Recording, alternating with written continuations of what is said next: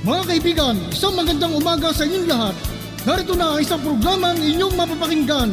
Hatid sa inyo ni Mel Elizalde, batikang broadcast journalist, sa kanyang pagtalakay sa mga napapanahong balita sa loob at labas ng ating bansa. Gayon din sa pagbibigay ng mga kaalaman na kanyang tinipon tungkol sa kalusugan, ekonomiya, agrikultura, pangkabuhayan, politika at ang sitwasyon sa katahimikan ng bansa. At ngayon, narito na ang guro ng palatuntunan, Mel Elizalde.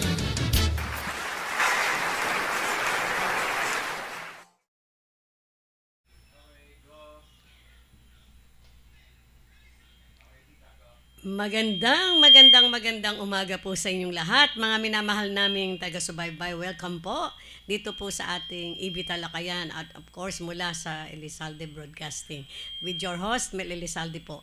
Ngayong umaga ay tayo po ay nagkapalad na makasamang muli at makakasama ang ating pong dating kasama syempre si Dr. Benedict David PhD. Sir, welcome po. Warm and pleasant greetings, Mami Mel. It's good to be back. It's good to be back sa segment natin and sa mga followers ng Elizalde Broadcasting, especially ng Revalida. This is Season 2. So, lagi ko nga sinasabi, warm and pleasant greetings. At dito sa Elizalde Broadcasting, ang lagi nating ginagawa, through Revalida, we will test academic conventions and we will break theories if possible. Yan ang isa sa mga dahilan kung bakit meron na tayo upcoming Season 2. Nung Season 1, marami tayong mga nakaaway ng mga eskwelahan dahil sa ating mga binirake na mga theory at mga libro, pero lahat naman yan ay sa ngalan ng edukasyon at ng pagbabago. Wala po tayong ginagawang masama, wala po tayong naapakan. Ika nga bato-bato sa langit lang. Kung tamaan, pwedeng magalit. At marami tayong mga i-break na mga traditions palalo ngayon, Mami Mel. Kaya nga, we are so lucky to have you back, Dr. Benedict David. And of course, huwag niyo pong kalilimutan, January 6 ang kanyang pagbabalik sa kanyang programang Revalida. May tanong lang ho kami, ano po ba yung mga challenges noong Season 1 natin? Yan.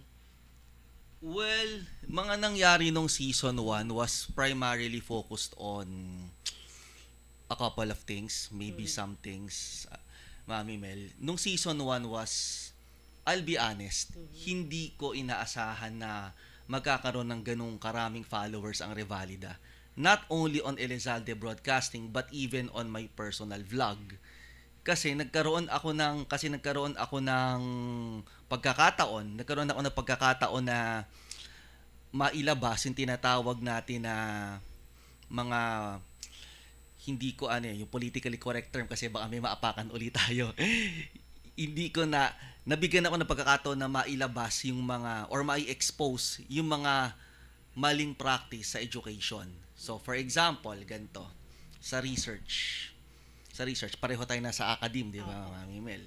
Kayo po ay nasa secondary education, ako ay nasa tertiary or collegiate and higher education per se.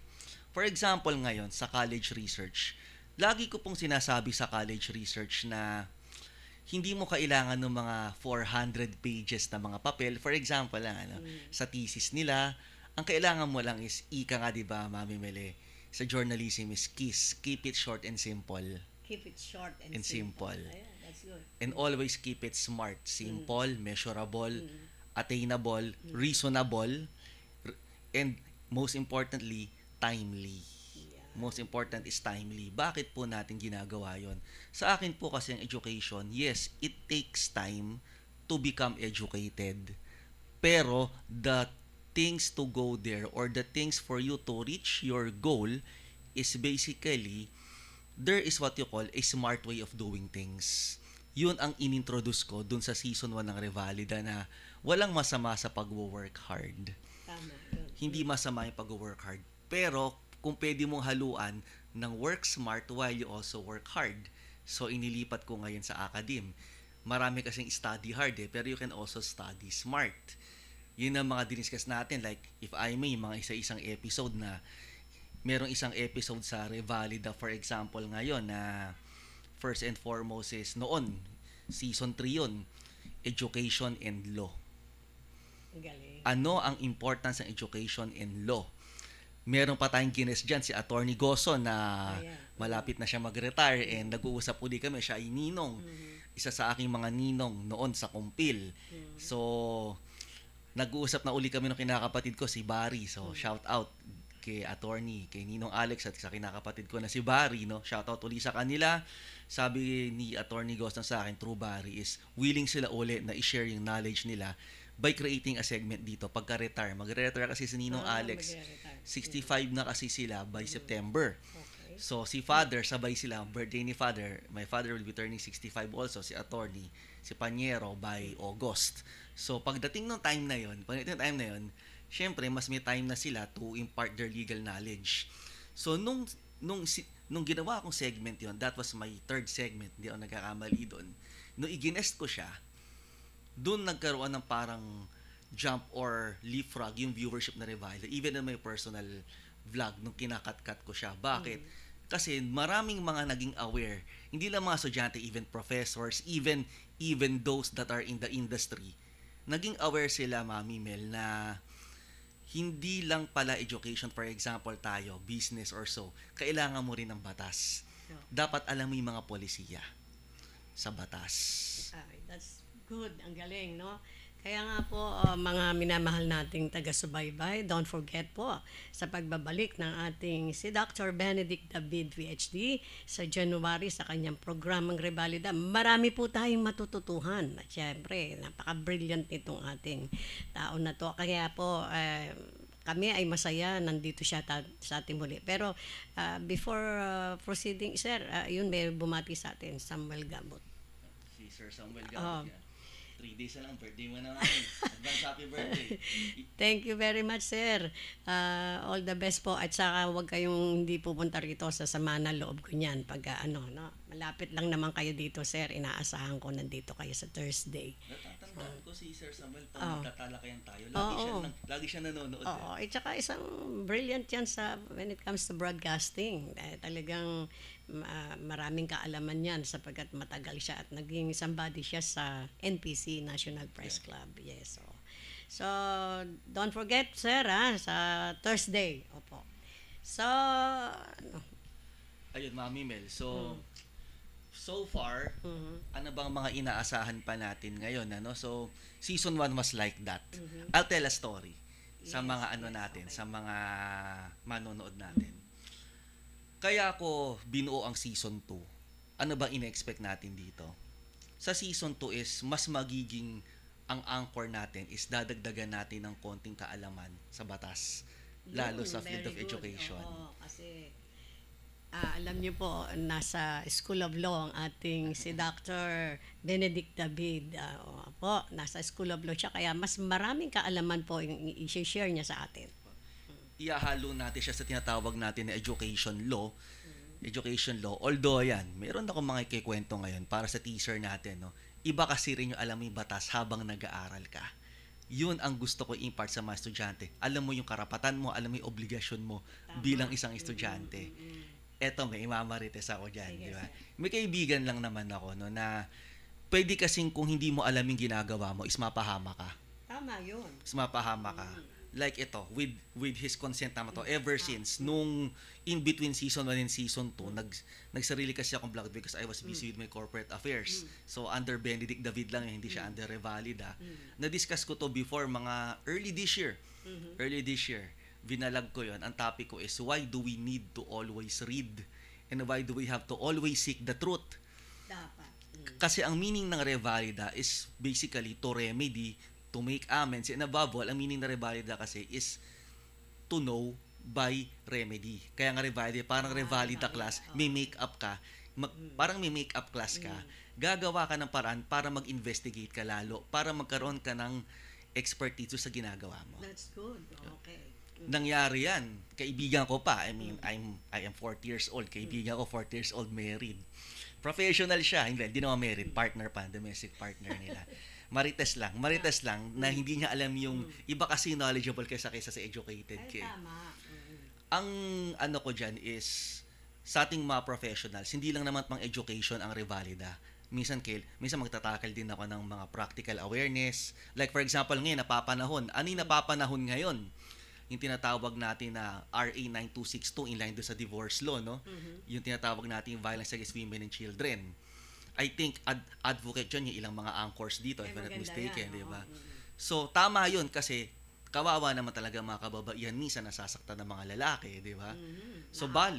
Subalit, meron din mga pagkakataon na gaya nga sa kaibigan ko, with his permission naman, naaabuso yung batas. So, titignan natin bawat anggulo. Like, may kaibigan ako, hindi naman sa inaano ko, no? May kaibigan ako, lalaki siya, may partner siya. To make the long story simple, yung kaibigan ko na yun is, yung kasing with his permission naman to, no? Disclaimer lang ulit, you know who you are. Yung kaibigan ko na to is, since may domestic partner siya, pareho silang may mga families before sila nagsama. Eh di syempre, out of courtesy do sa previous family ng babae, pinapayagan niya lumabas yung mga ganyan. Kasi may anak yung babae do sa previous na kinakasama niya. Di minsan, to make the long story simple, nung sinundo niya yung girl, nahuli niya na puro pasa sa katawan yung babae. Wow, baka binugbog. Binugbog talaga. Binugbog po talaga, Mami Mel. Binugbog talaga. Nung binugbog, syempre nagtanong siya, ano nangyari sa'yo? Sino nanakit sa'yo? Sabi nung girl, yung tatay ng bata. Yung tatay ng bata. Syempre, kahit naman sino, kahit ako, lalaki rin ako, nagalit yung kaibigan ko. I don't know kung ano yung naging sagutan nila, pero malamang naging violent rin na rin sila sa loob. Hindi mo masisisi yung lalaki kasi inalagaan niya, tapos pinahalagahan niya, tas yun pala, ganun lang, binubugbog. So, nagkaroon ng commotion doon, allegedly, sa loob ng sasakyan. To make it simple, alam mo, Mami, nangyari. Nag-aasaran sila kung ano man nangyari, no? Alam mo ginawa ng babae, Mami? Tumalon doon sa kotse. Wow, ano yun? Umaandar ba kayo? Umaandar sila. Hindi siya nasaktan o nagulungan. Ang una kong tanong sa kanya, tumalon na. Biro, Mami, nag-aaway sila. Sa kalagitnaan ng pag-aaway nila habang nagda-drive, tumalon si babae. Ngayon, syempre, although weekend yon, Sunday, may mga traffic enforcer pa rin naman, sporadically, syempre, ang mangyayari, nakita ng enforcer, may mga malapit na outpost, si lalaki tumalon din kasi nag-alala, nakulong si lalaki ng ilang araw. Napagbintangan. Tapos, sa medico legal. Sa medico legal, syempre, may medico legal si babae. Nandun sa medico legal, ano nangyari, ganito. Halimbawa, nagda-drive tayo. Aking babae kay lalaki. Yung pasa ng babae dito, sa right side. Paano mo magagawa yun? Exactly, Mami. Tapos, pati si lalaki, syempre, may medico legal para malaman kung saan yung, kung anong sa limbs niya yung nalapak. May nakita sa kanya, parang mark lang, allegedly. Hindi naman pasa. May mga siya dito, siguro kung ano man, sa left side. So, sabi ko, paano mo masasapak yung babae na hindi aandar sa sakyan mo, may sensor rin kung nagmamaneho siya. Gaganon. Nagmamaneho ka, tapos yung pasa ng babae sa kanan. Sabi ko, to make the long story simple, ongoing pa rin naman yung kung ano man ang tawag nila doon. Pero sa akin is, ang pinaka-bottom line ko doon sa personal vlog ko, and I want to share it sa audience na hindi porke ang line mo, halimbawa, doktor ka or so, dapat alam mo rin yung karapatan mo. Exactly. Alam mo yung karapatan mo. You should be educated. Alam mo yung karapatan mo. At dahil doon sa karapatan na yan, dapat yun ang ituturo ko sa season 2. Ano yung mga karapatan? Bukod sa pagtetest ng mga theories, we will also align it with what you call the education law. Kaya nga, kung natatandaan ng Mami nung season 1 natin, kita mo may mga hawak ng papel, ang kakapal ng papel ko dati dito. Because I always want to make it sure na ako ay nasa tamang hugot na mga sinasabi. Right? Like right now, syempre, ako ngayon, may hugot din ako ngayon, Mami. Hindi na yung kaibigan ko, yung hugot ko ngayon, eto. Isang cellphone ko nawala. Ano lang, a few weeks ago. Nagpa-affidavit agad ako. Bakit? Meron ka ba namang doon, sino yan? Meron ka, you have in mind na sino yung gumawa na yan sa'yo? Hindi ko masabi kung ano or what, pero nawala yung cellphone ko, so nagpa-affidavit ako. Then, I don't know kung may kasi may mga nababalitaan ako, may mga chat sa akin na may mga gumagamit ng pangalan ng ibang tao on my behalf, kung ano man ang ginagawa. So, nagpa-affidavit ako, sabi ko, kapag may nakita kayo using my name or other person's name, lalo yung mga tao na mahalaga sa kaibigan ko, yung mga ganyan, special someone ko, sinasabi ko, hindi ako yun. Kasi nawala yung cellphone ko. Yeah, ninakaw yung cellphone Nawala yung mo. cellphone ko. Okay, So, dapat bigyan mo sila ng leksyon dyan. yeah. So, nawala yung cellphone ko. So, sabi ko, kapag may mga, sinasabi ko nga, kapag may mga, if ever you see someone or an account, kasi isa lang ang account ko eh. Wala nga akong Instagram eh. Ito lang, Facebook lang ako, saka YouTube channel ko sa Revalida. So, sa akin is, kapag binakita kayo na hindi ako yan or hindi yung mga tao na tinutukoy ninyo, fake yun. Kaya nagpa-affidavit ako para if ever, kasi protection ko yun eh. Hindi lang dahil dun sa baka may gumamit kasi baka kasi mamaya isang partido, the other party baka ibintang sa akin yung mga nangyayari. Exactly. 'Di ba? Baka ibintang sa akin. I-report. Kaya nagpa-affidavit ako, baka ibintang sa baka mamaya sabihin, "Ay, Benedict, bakit ka naglabas ng mga litrato natin na magkakasama tayo nila?" Halimbawa lang, ganun before. Aba, hindi sa akin 'yan. Hindi sa iyo yun dahil wala na nga sa iyong Wala sa akin, possession nawala. yung cellphone, di ba? Nawala. So, isa lang ang account, doon papasok yung tinatawag natin na education. Na dapat alam mo yung karapatan mo. Alam mo yung tinatawag natin na yung rights mo kasi yan ang magpoprotekta sa'yo. Hindi lang siya sa libro eh. We learn from experience. But in all those experience itself is also education. Yun ang gusto ko i-impart ngayon sa season 2. Marami. And always seek the truth. Yan, napakaganda ng sinabi ni Dr. Benedict David. At kaya, pero bago yan, ito po, may mga nag-react sa atin. Let's go testing theories and breaking traditions from Kuya Chot Velasquez.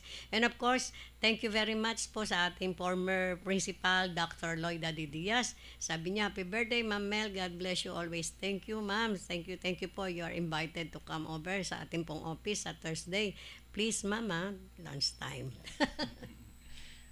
Ayan, so sana po, no? I am asking my followers once more na dito sa Elizalde Broadcasting, we're back.